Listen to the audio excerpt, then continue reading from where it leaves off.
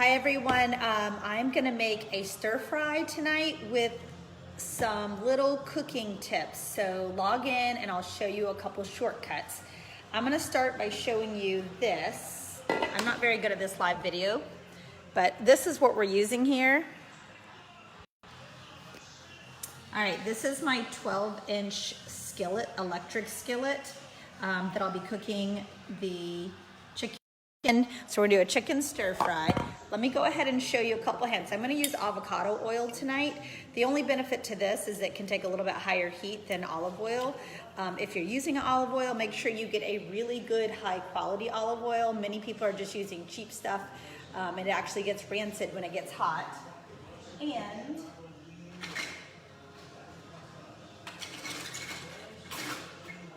I encourage you guys to also use a measuring tape here, or measuring tape. This is a measuring spoon over here. So I'm just gonna put about 1 tablespoon in this skillet. I should turn this so you can see the skillet.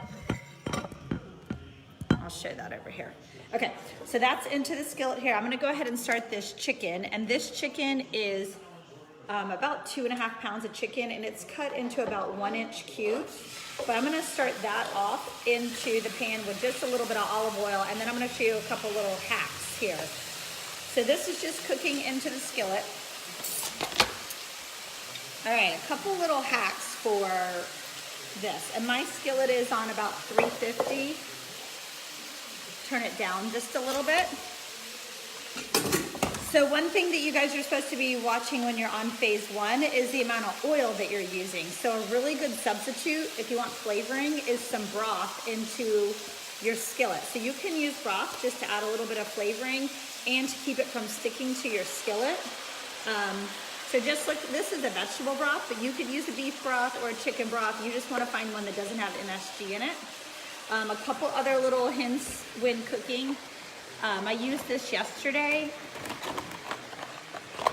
but this is crushed garlic, and it comes frozen like this at Trader Joe's, and see the back is these little frozen cubes, and 1 cube is equivalent to 1 garlic clove. It is always better to make your own, but sometimes in a pinch, these are extremely helpful. So a couple of these in there. Again, this is 2.5 pounds of chicken. The reason I do 2.5 pounds of chicken is because I like to have leftovers, and I don't actually cook that much during the week. I'll just cook a couple times and then have leftovers because I'm usually too busy or we're home at different times. So when these are really frozen, they just pop right out. It's kind of been sitting out for a little bit. But I put 3 cloves of garlic in here is what this is equivalent to. And another fancy one that they have is at Trader Joe's is they also have the ginger. So since we're doing an Asian dish tonight, we're gonna also do the ginger. Hey Lindy. Also, just don't make the mistake that I did, which is using ginger in a recipe that you wanted to use garlic, because it tastes really funky in that, in the wrong recipe. But the ginger one is really great too. So we'll just put a couple cubes. Ginger is really strong, so start with it small. And then you can add more later, but I just put 2 cubes of the ginger in there. Let me get it.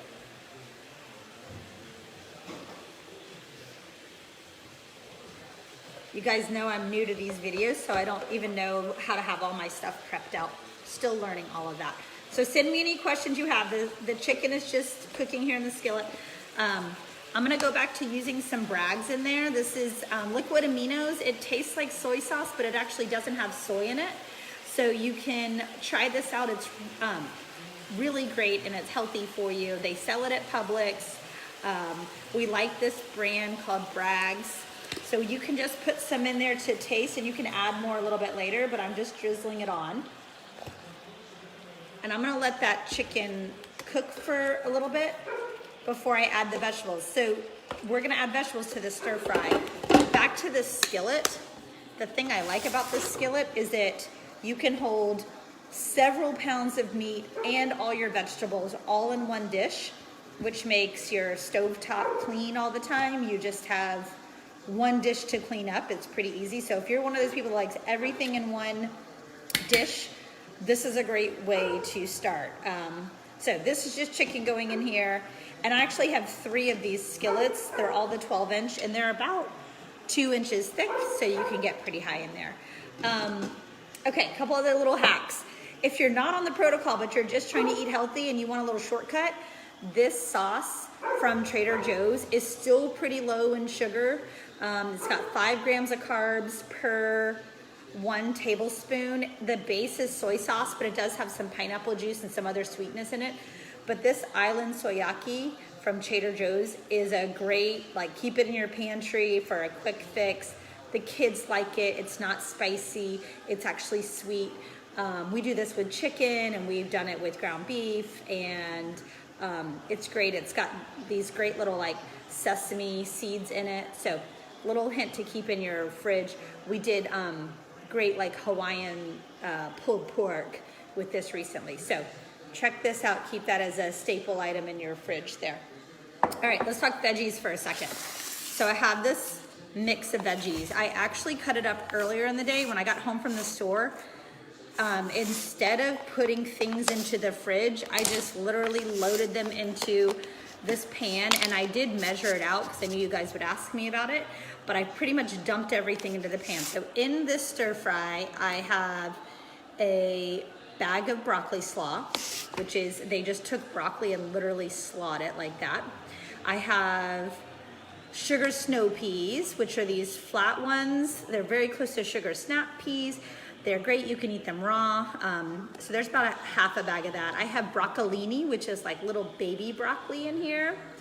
I cut up a couple peppers, and I also have a bag of raw cauli rice. You can certainly use the frozen, but guess what? When I went to Trader Joe's today, you know when everybody's on a diet, because they're out of frozen cauli rice when everyone's on a diet. And it's, yeah, we're waiting for all the people to get done with that, and then we'll have tons of frozen cauli rice. But yeah, today all they had was fresh, because you guys know the college kids are back in town, and they'll probably eat healthy for like a day, and then we'll be able to get to our cauli rice again. So all of this measures out to about 12 cups of vegetables. Oh, hi, all my friends. See, I can see who, I don't know how to do this live video, but I can see that you guys are watching. Like I see Ariel and Jen and Angela, who cooks like this all the time. All right, a couple other things. So in here is all those vegetables. They're getting ready. You don't want to put them in too early because the chicken's got to cook first. You want to make sure your chicken is cooked all the way through. I also have this really fun, I had used spinach earlier in the week, and I threw some mushrooms on this. All right, I guess Ariel's on his way to get this food over here. I got a lot of food because I don't cook too much during the week. I just cook a ton. In this container, I used some spinach earlier. I added some mushrooms. Those of you that are on protocol, you know that both spinach and mushrooms are, they are on your unlimited list on phase 1. So it's a good idea to have some extra unlimited. You can eat them raw. If you want to throw them in at the very end, you can. You can do a bunch of different things with them, but this just adds more bulk to what you're already doing. All right, so let me check this chicken. You want to make sure your chicken is cooked all the way through here. But if you don't already have one of these 12-inch cooking skillets, this thing is awesome. It is probably about 25 to 30 bucks, and they have them that are larger, but this is, I have 3 of these that are 12-inch, so this is really a key here. All right, let me get a knife real quick.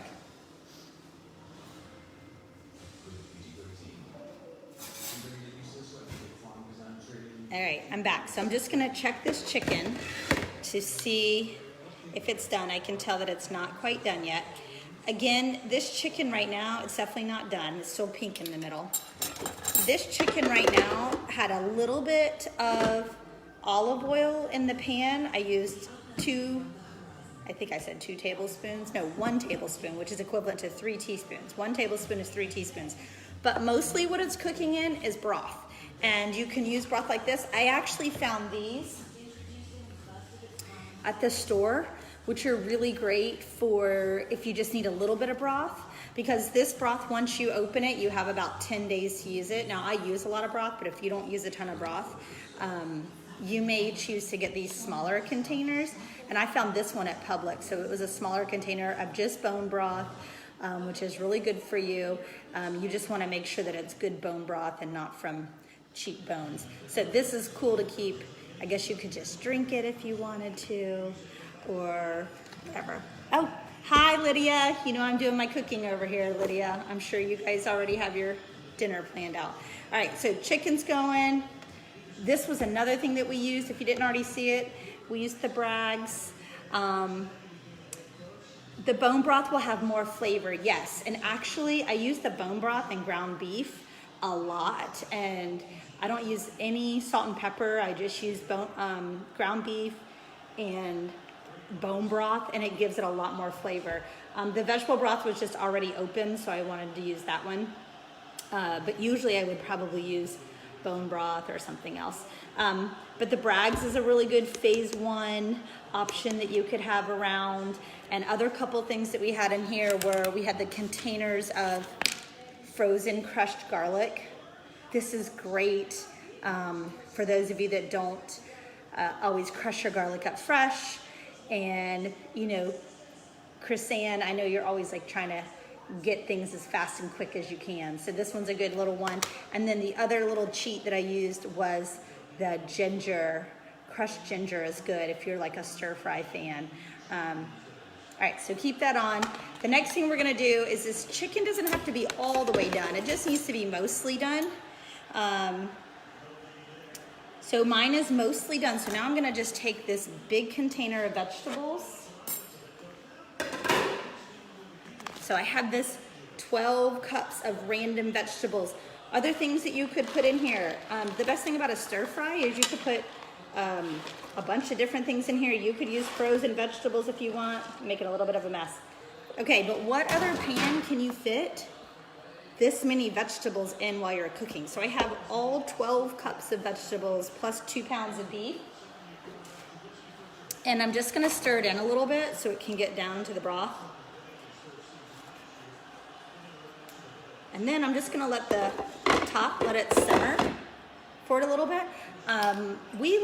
We prefer our vegetables to be less cooked and a little bit more crunchy. So the more you cook them, the softer they'll get. So the whole key is just waiting till your chicken is pretty much almost done before you add the vegetables in. If you wanted to add more of the Bragg's, you could. This is the liquid aminos over here. And this one's non-GMO, and you don't have to worry so much about serving size. You could add more broth if you wanted to add more flavor. This is it for the whole recipe. And let's see what else I would ask.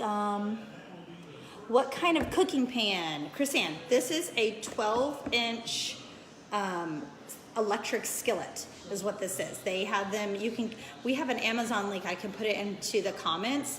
But this is a 12-inch one, and they have them larger and different shapes, but I recommend getting one that's deep enough so you can cook all of your stuff in it. Plus this one has a little lip right there so you can pour out or drain out things, and then it's just literally plugged in, and guess what? My stovetop is perfectly clean because I have everything in one dish, so cleanup is super easy. Now, does anybody have one of those families where you don't ever have leftovers because somebody comes back to the dish and just keeps eating out of the dish? Because I have a little hint for that. So the hint for that, now that my husband's watching, is as soon as you serve this, go ahead and put your leftovers in a container and get them out of there, because somebody is very likely to come back to the pan and just eat straight out of the pan if it's still sitting here. So little hint is to go ahead and get the leftovers away so they're not visual, especially if you have somebody that will keep coming back and eating and eating and eating. Do you guys have any questions?